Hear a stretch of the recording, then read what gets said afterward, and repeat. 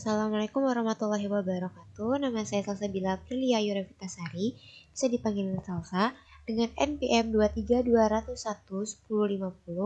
Di sini saya ingin menjelaskan tentang laporan hasil dari olah data kuesioner yang berjudul Pengaruh Dukungan Sosial Teman Sebaya Terhadap Stres Akademik Mahasiswa MSDMA tahun angkatan 2023. Di sini terdapat outer model. Outer model itu seperti variabel X mempunyai 5 instrumen dan variabel Y juga mempunyai 5 instrumen. Di variabel X ini terdapat 13 soal dan variabel Y ini terdapat 15 soal yang berjumlah menjadi 27.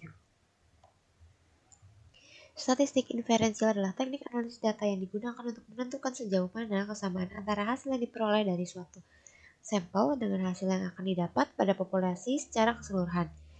Tingkat toleransi penelitian. Karena penelitian saya adalah penelitian sosial, maka 95 batas toleransinya itu 95% sig 0,05.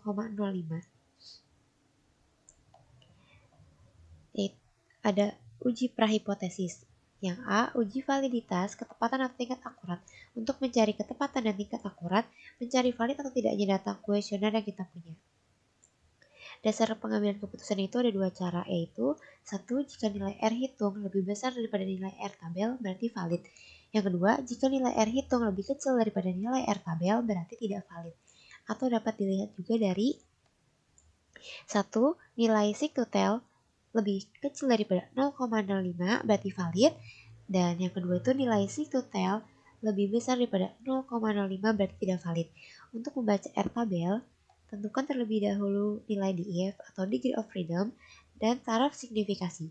Adapun nilai DF diperoleh dengan rumus DF sama dengan N dikurang 2, di mana N adalah jumlah sampel yang didapatkan dari kuesioner. DF sama dengan N dikurang 2. DF itu degree of freedom, N itulah nilai sampel yang saya ambil. Nilai yang saya ambil adalah 38 dan dikurang 2 sama dengan 36. Diperoleh R tabel sama dengan 0,3202. Di sini bisa terlihat di F-nya angka 0,05, lalu saya cocokkan dengan hasil tadi 36, maka terdapat hasil 0,32,02. Di sini kita akan mencari hasil uji validitas menggunakan aplikasi SPSS. Di sini kita akan mencari uji validitas, yaitu rumusnya analyze, correlate, lalu bifurcate. Ini cara menghitungnya itu memindahkan yang ini ke sini.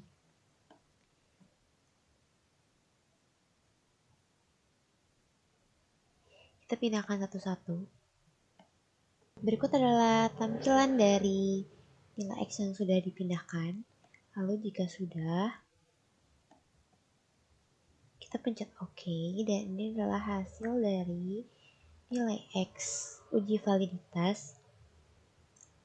Lalu bagaimana cara mencari yang Y? Caranya sama, analyze, correlate, lalu bifurcate.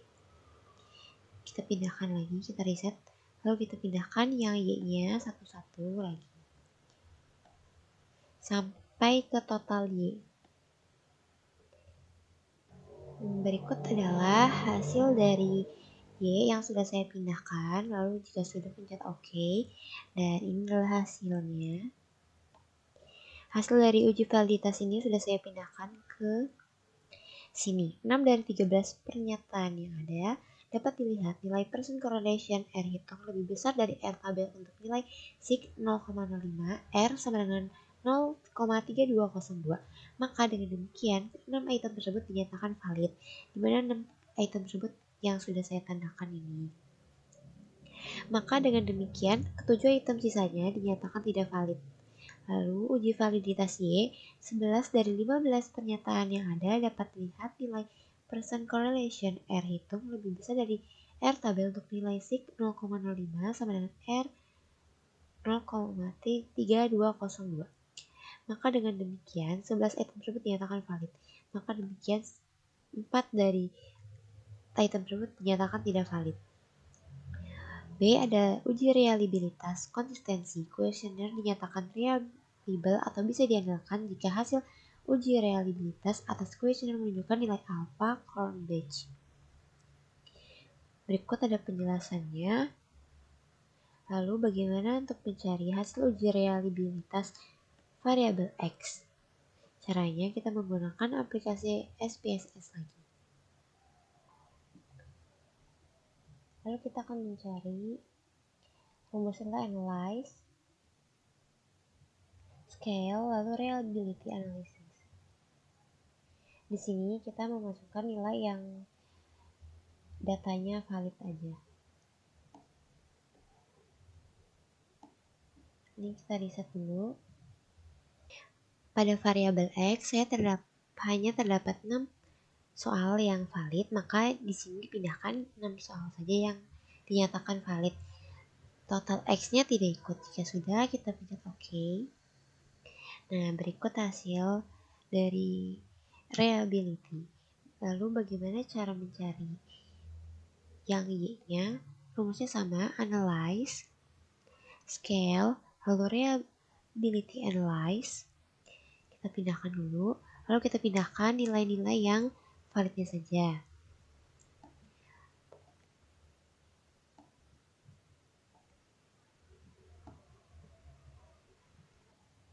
Berikut ini adalah hasil tampilan dari nilai Y yang validnya sudah saya pindahkan. Jika sudah, oke. Nah, ini untuk hasilnya, nilai yang Y sudah saya pindahkan ke dalam Word sini. Bisa dilihat reliability X ini, nilai alpha Cronbach pada variabel X ini bernilai 0,829, maka demikian dapat diputuskan bahwa instrumen ini sangat reliable. Bagaimana cara ngeceknya? Kan ini kan 0,829, berarti kita samakan di sini, berarti hasilnya sangat reliable, sama. Ini untuk hasil uji reliabilitas variabel Y. Nilai alpha Cronbach pada variabel X ini bernilai 0,716, maka dengan demikian dapat diputuskan bahwa instrumen ini reliable. Kita samakan lagi 0,716, berarti masuknya ke reliable. Lalu di sini ada uji normalitas untuk memeriksa atau membuktikan apakah persebaran distribusi dari data yang didapatkan normal atau tidak. Untuk mencarinya, kita menggunakan aplikasi SPSS Lab kembali.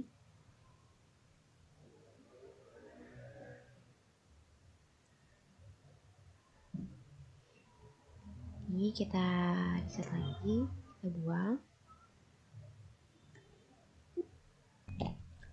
Di sini kita akan mencari uji normalitas dari total X dan total Y. Di sini sudah ada ya.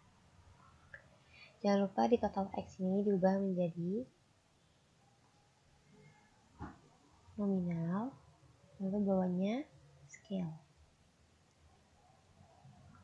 Jika sudah, rumusnya itu analyze, lalu regression,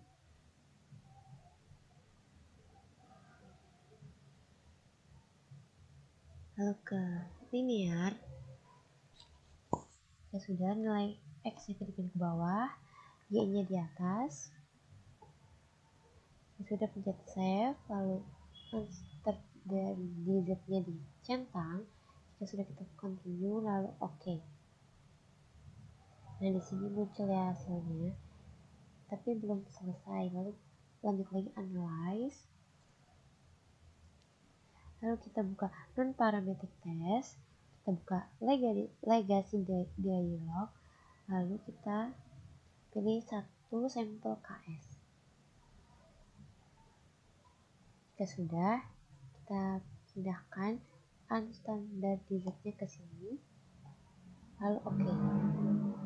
Nah, di sini terdapat hasilnya sudah keluar, sudah saya pindahkan ke dalam Word, yaitu nilai asymptotic to tell pada data penelitian tersebut lebih besar dari 0,05, yaitu sebesar 0,200, maka Dengan demikian, data penelitian tersebut dapat dinyatakan terdistribusi secara normal. Lalu ada uji hipotesis, yaitu uji regresi untuk mengukur pengaruh satu variabel independen, variabel X terhadap satu variabel dependen, yaitu variabel Y. Berikut adalah dasar pengambil keputusannya. HO berarti tidak terdapat pengaruh, dan HA terdapat pengaruh antar variabel. Bagaimana cara mencari nilai pengaruh? Kita kembali lagi ke SPSS.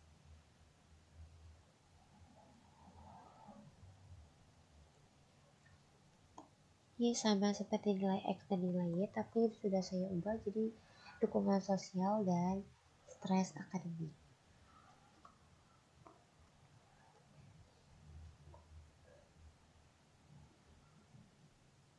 Rumusnya adalah analyze, lalu regression, kita buka linear.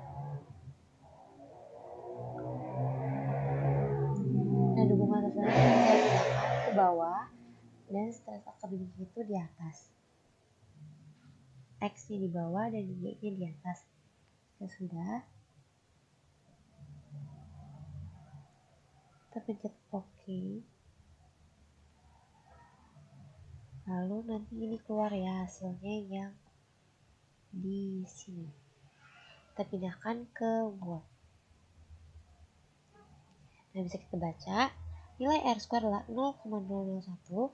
Nilai ini menunjukkan bahwa pengaruh variabel dukungan sosial terhadap stres akademik sebesar 0,01%, sedangkan 99,9% pengaruh dukungan sosial dipengaruhi variabel lain.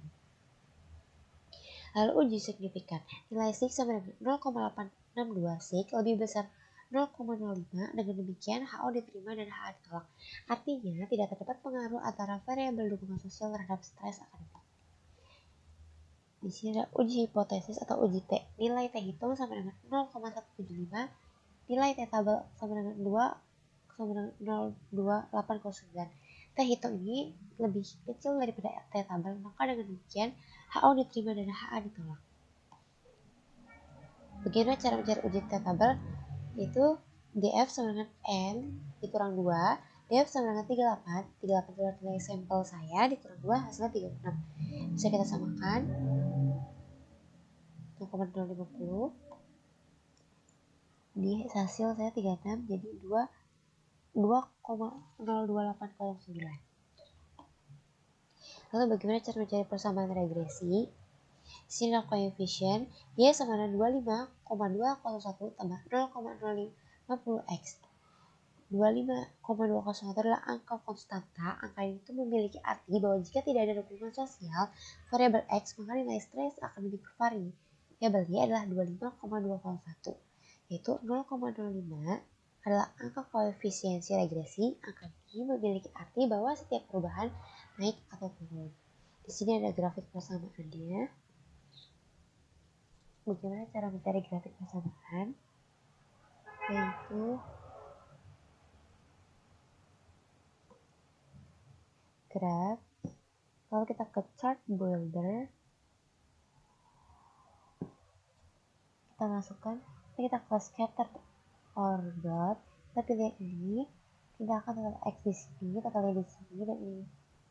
Jika sudah, kita akan OK. Dan ini hasil dari grafiknya. Seperti ini ya.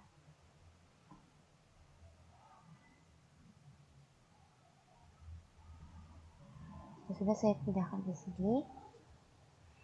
Sekian dari saya. Assalamualaikum warahmatullahi wabarakatuh.